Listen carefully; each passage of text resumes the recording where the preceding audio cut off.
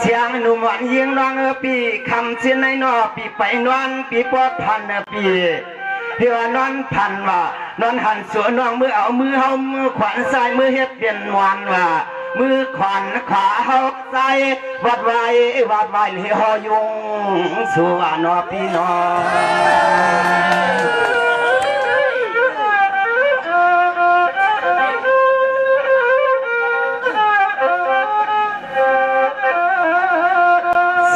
มือนั้นเฮวาวิวันใจปีในกว่าจมช้ำน้ำหนาเปี้ยนหังมาเมื่อดักรังผากกว่าบอกลายนูลายหนูนวลและคำมันดุมยิงเด็กลาเลือนปีวันไหนลาลืทูเย็นสู่ต่อช่องปีล้อน้องจึงให้เก่ากันว่าน้อง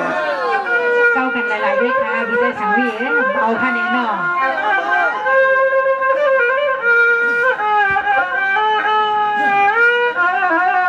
ด้วยลูกเขาว่าใจเวียนอปะฮบส่วนน้องเอาละใจเวียนาเอาละใจเวียนามืออย่าปั่นมือว่าเขาว่าเชื่อปันนามือ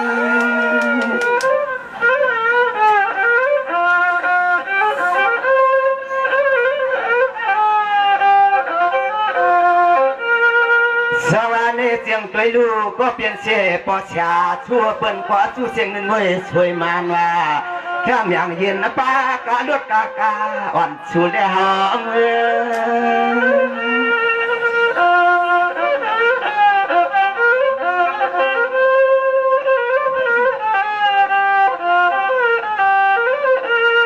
ตัวยาลูอันปีล้อน้องเขากูเจอก็ว่าอันเพื่อนเหนือสัญญาณไปเมื่อละอันเมียว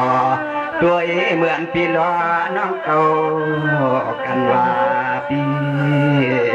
น้อเสียงบ่ใครวางหนาว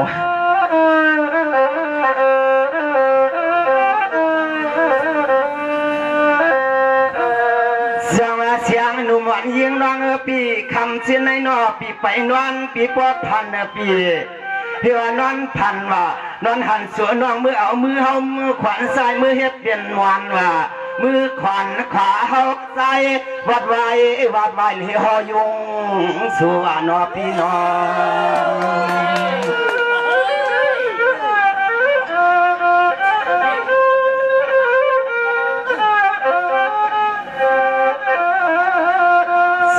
มือนั้นเฮวาวิวันใจปีในกว่าจมช้ำน้ำหนาเปี้ยนหังมาเมื่อดักรังผากกว่าบอกลายนูลายหนู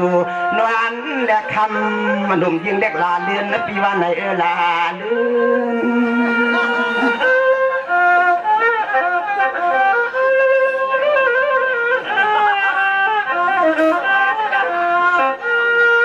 สมัยนั้นเสียงช่างนุมันก็เปลี่ยนน้องปีเมืองปีก็พันกาต้นตาปีพันเย้าพันแท่งหน้าปีเมืองเจ้าเลี้ยงเย้าเฮา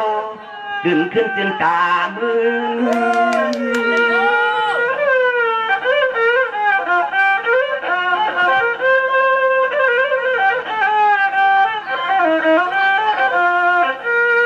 ตัวยาดูเรือนร่าง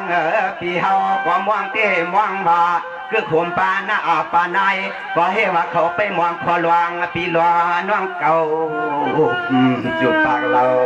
เก่าตวนจูกันเขาไปด้วยหันว่าชัว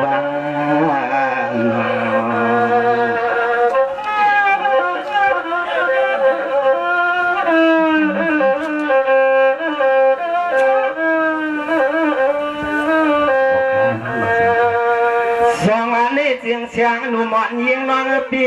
ในนิสวังขาเตียนแค่ปันสูมาเตียนแค่ปันสูมาขาเจอสองหาในเหตุจู่เก่ากันว่าชัว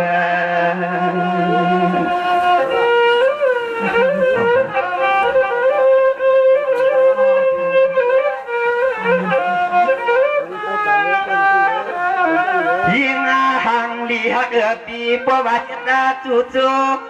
พอไปเห็นจู่จังในใจวิหือใครยอมใครจอมให้ป้าได้เปลี่ยนก็กวาง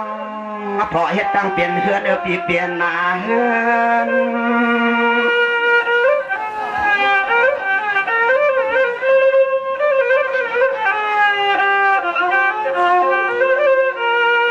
สวรรค์เจียงเฮบังในความง่ายอำตัว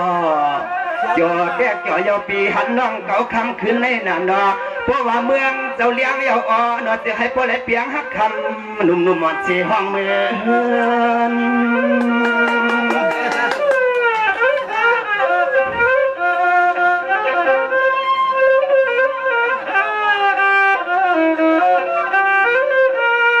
ตัวยาลูเลือนน้องนอคือขมปลาก็เป็นปีนางล่าเขาก็ให้ว่าหลอมชาสูเย็นสัววิกวนจอเศร้าทางเมืองกึ่งเขาเหลี่ยมวางไว้ต่างหึงว่าสัว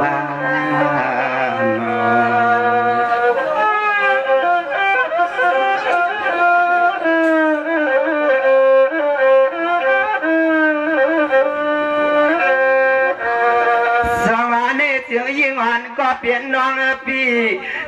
เตียมเมื่ออัญญาณเสียนังหลีเฮือนลาโนปีเฮาเจียนจ้าเพราะว่าหันสู่ทุกสู่ขึ้นอย่าเฮาเตี้ยตื่นว่ามปล่อยกว่าปันลูกใจเพื่อนต่างเลยเอาในนางเสียงถึงมัวเลยเนาะนั่งในก้อก่อนนะยามาเมื่อเหลียวในเขาบาปีสำเฮ็ดห่วงยาวนะยวนหมอกเฮจูมวัง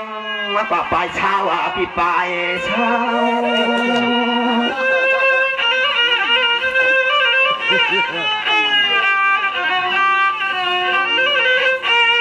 สวรรค์จึงเมื่อนางเมื่อเหลียวในน้องก็เลยก็กวนมาอยากด้วยสิเสียงหนุ่มน้องนาอ่อนนาปีชูในเฮ็ดข้อความกว่าเสียงปีกยันมวนหวังพวกน้อนกเขาไข่อ้อห้องน้องคำอ่อนไปยังจอมเฮาไปยังจอมเพิ่นเนี่ยพ่อกันนะ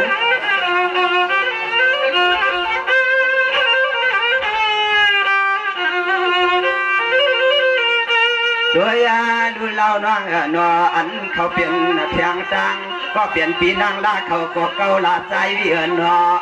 เก่าลาใจวิเอิญนอป้ออะไรคำมาเรียกยิงนุ่มบอลเขาก็จุ่มตอนเฮานำมาปี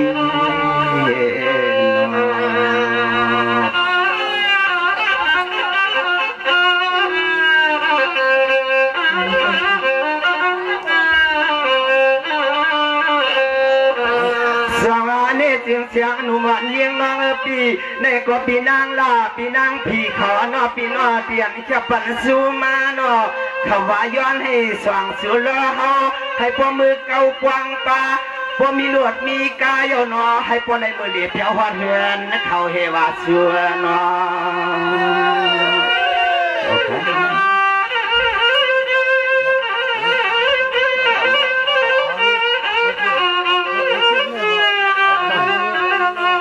ยามาเมื่อเหลียวในอันก็เลยก็เขาว่าอ้อใครยินขอคิดนำความปีลอน้องเก่าอกกันด้วยว่าเสือกันนาด้ว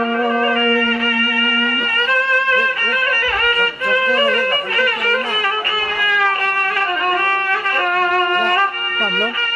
สวรรค์จึงเสียงนุ่มันน้องพี่จังยุ่มหัวใจวินาทีสวรรค์จึงเสียงหนุ่มน้องจองยุ่มหัวใจวินาทียามมือเหลียวในเฮาใครมีข้อความอ่อนทางต้องเตยเราก็บอกว่าใจฮอกค่ะนี่ไม่น้อยอะไรไม่หลงนะครับว่าสวรรค์จึงเสียงหนุ่มก็เปลี่ยนน้องเพราะว่าเห็นนั่นแหละหนุ่มน้องยุ่มข้อความปีหน้าเนาะคำน้องเมื่อละก็ผ้าแดงอ่อนจัดเจ็ดหักอันการขอบอกกับมันชีวิตเดียวกันเนาะ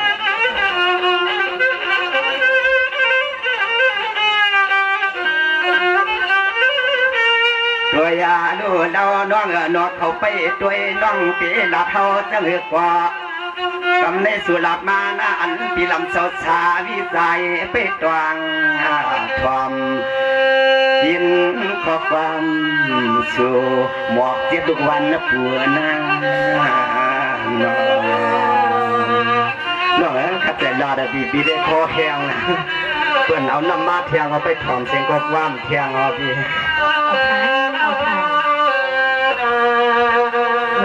ก็ลุงสู้และปีไซสลิงแค่สู้มาดีครับพี่น้อง 1,200 บาทในว่าปั่นกันโกหกร้อยเพิ่มนั้นเพื่อน้องเสียงหนุ่มย้อนกว่าน้องเสียงหนุ่มไม่ร้อยพันเอฟใจเดียวมือมันยับเตียมมันเรียนได้เข้าใจแล้วพี่สวัสดีค่ะน้องเอาค่าในส้มนางจะปีเสนอเขาเลยแค่ซื้อถึงมาตอนดาถ้าส่งก็ไปเลยน้องเหตุกรรมยอดถอบอกกันวันนั้นในค่ะน้องเอาค่ะอันเบ้งพอเสียซื้อเขาสังเลมีด้านน้ำใจสิทนาฝึกสินข่าวใส่เสลแค่ซื้อถึงมาคือเจมปีใจสลิงเขาในค่ะน้องเอาค่ะดังสื่อซิมใจเสกไปถมไปยินเสียกำค่ะ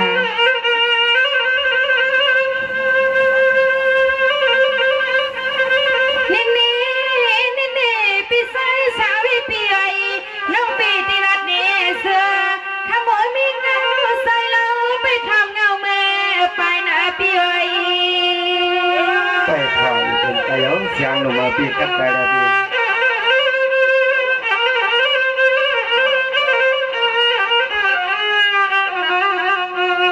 ในตีปีไซสาวิปีวันละมันก็มันปีกามาหมวกออกเสียงเคยลงปีน้องสวมมันนามังบอกมาตะลิเคยเมื่อย้อนเพียนที่กันคอตาย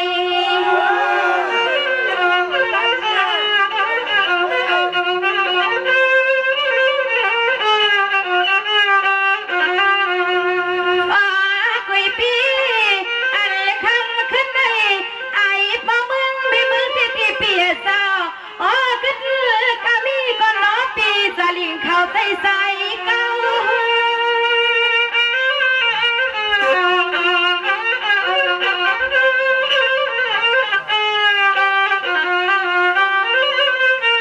นี่ปีสาวีเจ้าน้องอ่อนปีในก็อำอยู่ในก็น้อนน้องอ่อนปีมว่าอยู่เมื่อในก็น้อนน้องอ่อนปีมว่าผู้ชลาสู้เขาก็เปียเจ้าเด็กใส่นอปีใส่สางคุณละซื้อ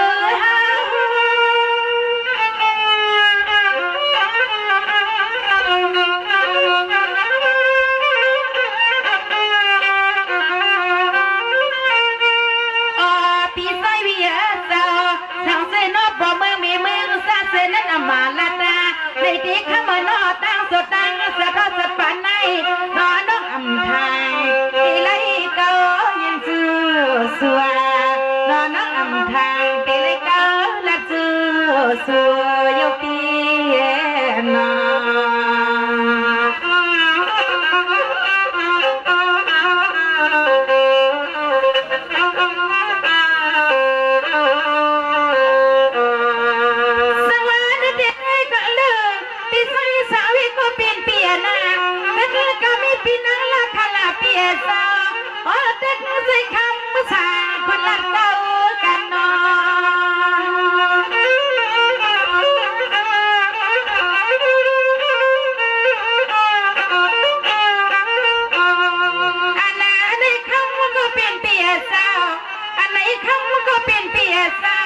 เอาเปียวเนื้อมือลัดฟางมาดอกทานเก้าหน่อปีกหางเลยค่ะ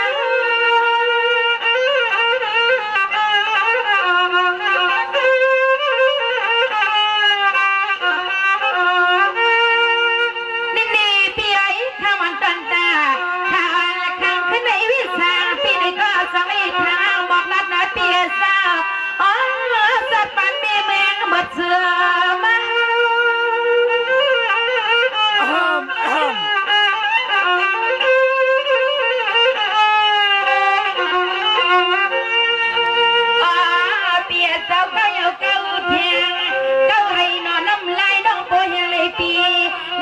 นอนในของฟองยายาพอไม่อันเสียงน้อยยิ่งและเสี